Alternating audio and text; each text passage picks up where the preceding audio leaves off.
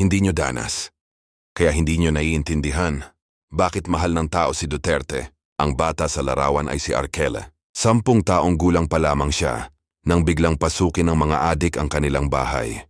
Pinalo nila ang kanyang ulo at sinaksak ang kanyang leeg. Ang kanyang 12 taong gulang na kuya naman ay paulit-ulit nilang pinukpok ang bungo.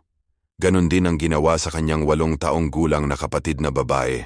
Ang kanyang ina, mahina at walang kalaban-laban, ay sinaksak at binugbog hanggang sa mamatay. Ang kanyang ama, dumanas ng parehong kapalaran.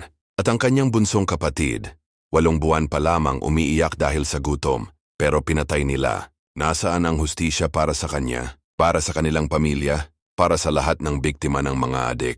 Umiiyak ang iba para sa mga pamilyang nawalan ng mahal sa buhay dahil sa kampanya laban sa droga. Pero nasaan sila noong pinatay ng mga adik ang pamilya ni Arkel? Nakaligtas siya, pero hindi naghihilom ang alaala. Walang lunas para sa trauma.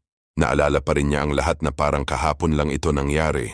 Naririnig pa rin niya ang pagmamakaawa ng kanyang kuya. Naririnig pa rin niya ang sigaw ng kanyang inang humihingi ng tulong. Naririnig pa rin niya ang iyak ng kanyang bunsong kapatid bago tuluyang patahimikin ang mga demonyong iyon. Nararamdaman pa rin niya ang mainit na dugo na dumaloy sa kanyang leeg. Nakikita pa rin niya ang mga anino, nararamdaman ang takot, hindi makatulog dahil sa mga bangungot. Nagagalit kapag may pinto na naiwanang bukas at kinakabahan kapag may nakikitang anino sa bintana. Kahit ang kanyang ama na nakaligtas ay hindi tunay na nakaligtas. Baldado na ito ngayon at hindi na makapagsalita. Tignan ang mga larawan nila. Walang sinuman ang dapat dumanas nito. Pero ang mga halimaw na adik, wala silang pakialam.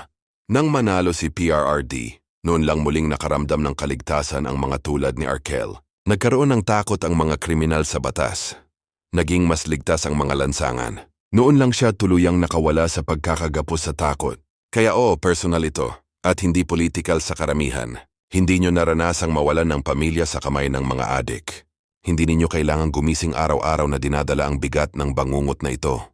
Hindi ninyo kailangang pasanin ang galit, dalamhati at sakit habang buhay. Ang problema ngayon ng mga may pagpapahalaga sa buhay kuno ay i-unfriend nila ang hindi nila kaparehas ng opinyon pampolitikal. Nakakainggit naman kayo. Lalo na ang mga hipokrito at sakdalinis sa showbiz industry. Mag-acting-actingan na lang tayong wala tayong problema sa droga. Tigilan nyo na ang paggamit sa bawal na gamot at sa kwento ng war on drugs. Hindi nyo danas. Kaya hindi nyo naiintindihan bakit mahal ng tao si Duterte.